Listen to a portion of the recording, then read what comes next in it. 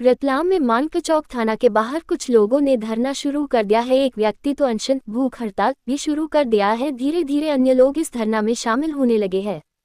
इस धरना में एक व्यक्ति ने तो आमरण अनशन शुरू कर दिया है। सभी ने तख्तियां हाथ में ले रखी है और जब तक मांग पूरी न हो तब तक धरना प्रदर्शन जारी रहेगा। मांग सबसे बड़ी सरकार से यही है कि इस सबसे खतरनाक ड्रग एमडी को लेकर सख्त कानून बनाया जाए।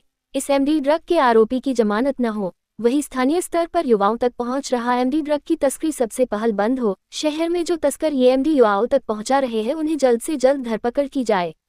वही बड़े आरोप इस बात जे भी लगे हैं कि नाशपी तस्करी में सबसे ज्यादा अपराधी एक धर्म विशेष के सामने आते हैं। ऐसे में यह नशा जिहाद भी एक साजिश के तहत किया जा रहा है। हिंदू धर्म के लोगों को नशाखोरी में लिप्त किया जा रहा है।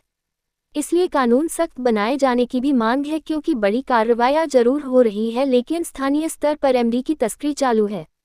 अब देखना होगा कि यह भूख हड़ताल और धरना कब तक जारी रहेगा। क्या कोई अधिकारी इनकी मांग को सुनकर संतोषपूर्ण कार्रवाई का आश्वासन देते हैं। बता दें कि रतलाम में नशाखोरी को लेकर मादक पदार्थ तस्करी के मामले लगातार सामने आते हैं। पुलिस कार्रवाई होती है। रतलाम से मुंबई एमडी ड्रग ले जाया जाने लगा है और पुलिस ने भी अवैध मादक पदार्थ तस्करी के लिए रतलाम जिले के आलोट, ताल,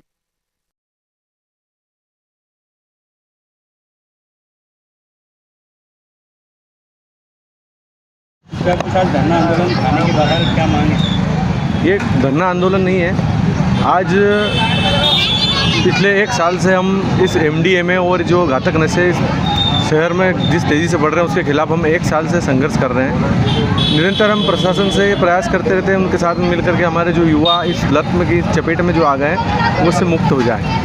लेकिन पिछले कई दिनों से यहाँ पर कोई ठोस कार्रवाई शहरी स्तर पर ज़मीनी स्तर पर कोई कार्रवाई नहीं हुई है। अभी तक जो एमडीएमए जो पकड़ा रहा है, जो भी नशा पकड़ा रहा है, वो ऐसा नशा है कि जो दूसरे जिलों में जा रहा था यहाँ से।